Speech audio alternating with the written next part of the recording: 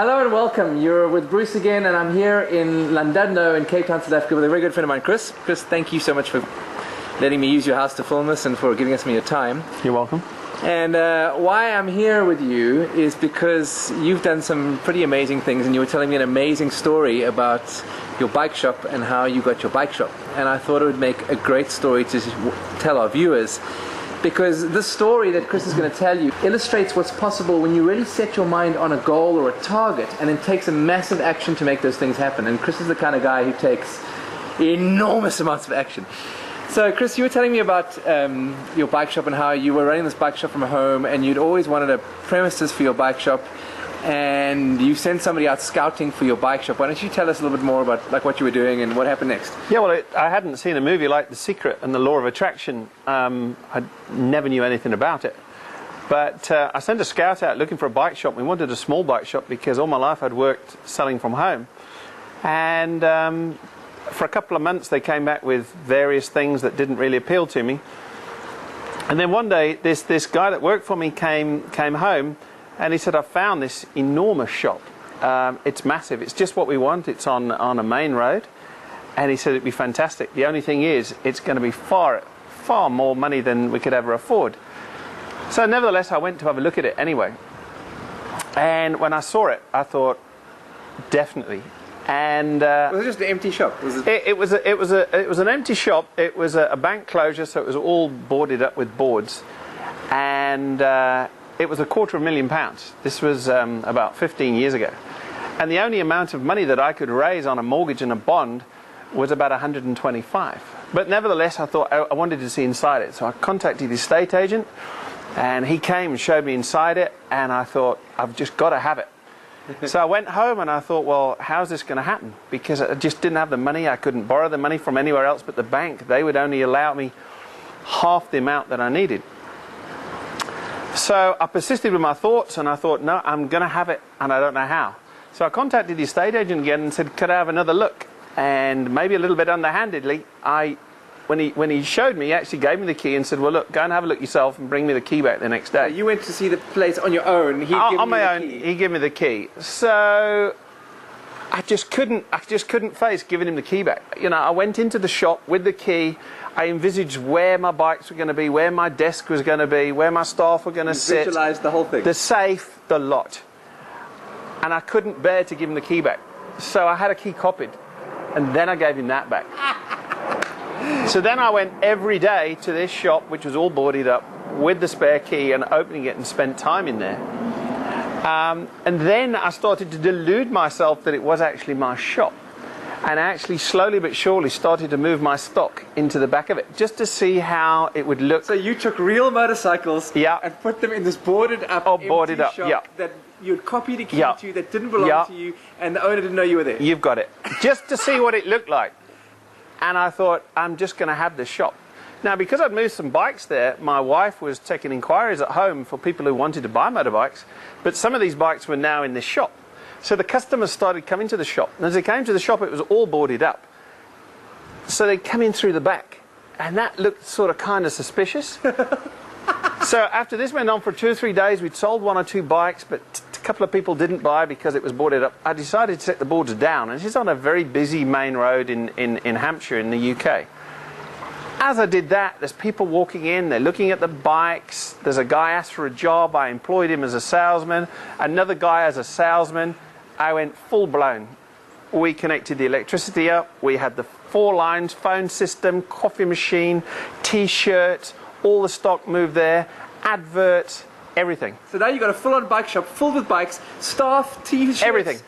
Telephones, everything. The only thing I didn't do is I didn't put my name above the thing. It still had the old name from the previous company that went bankrupt. Which was a bike shop as well? Which was a car garage, a Nissan car garage. Okay. So we carried on like this for a few weeks, stalling the estate agent. The estate agent would call and I'd say, it's all approved, the bond and the mortgage is going through. And we progressed at such a pace. We sold so many bikes. We made so much money. I couldn't afford to put in a security system, so I slept on the floor in one of the upstairs offices every night for 2 months. Until one day, one of the banks that owned the building actually took a long way around to his work and went past the shop. And when he saw this shop, instead of being boarded up as a full-blown motorcycle shop, he contacted the estate agent and said, I didn't think we sold this. We've got no records sold. And he said, no, it's in the process of going through, but it's not sold. Well, it's a full-blown motorcycle shop now. So then he called me. The estate agent goes... The estate agent went, please tell me you've not put motorcycles and opened a business with this, because you haven't even got a key. How is this possible? I said I had a key cut. I said the bank has approved it. We raced. Had the bank approved it? Not at that point. The bank hadn't approved it at all. But what we did is, with the 2 months that we had there, and we worked like demons, we took our latest books down to the bank, who were offering me a £125,000 bond, said, this is what we've made in 2 months in this premises. Please increase the offer. They gave me in 2 days a piece of paper saying that yes, they were going to approve the bond for £250,000. Which is what you needed. Which is what I needed, which is what I sent to the estate agent. And I said, please don't take action against me, because he was saying what I did was illegal. Which it was. Yes. And I sent them the facts from the bank saying it was now approved. And it turned out that they actually charged me 6 months rent. And I got to keep it, and I got to stay in it, and I got the money, and I had the motorcycle shop. That's incredible. And you know what I love about this story is that you took massive action, and you also spoke your future.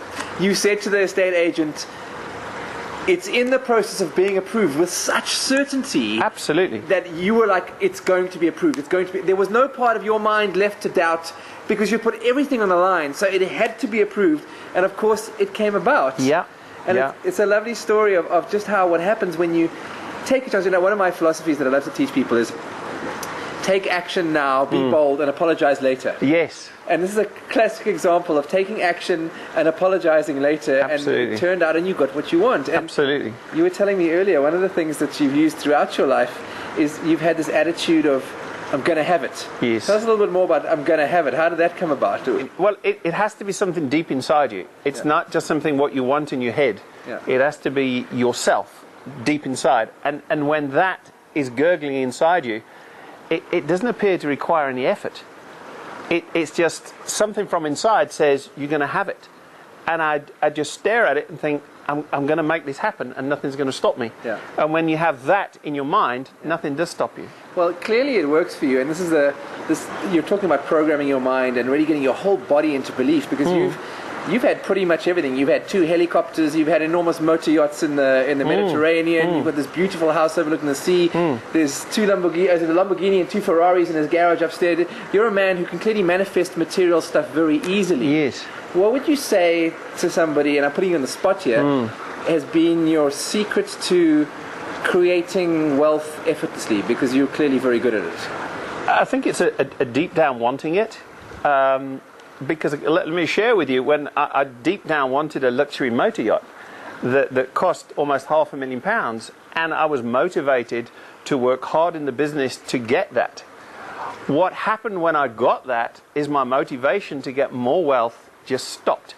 I'd got my motor yacht. I went out of my motor yacht. I started selling it around and enjoying it. And I thought, I don't need any more money. And that wealth creation process turned off overnight. And then I started to lose money, because I'd seemingly got what I wanted. So then I start losing money and losing money, 2 or 3 years, 4 years, until that now starts to get my attention, and the whole process starts again.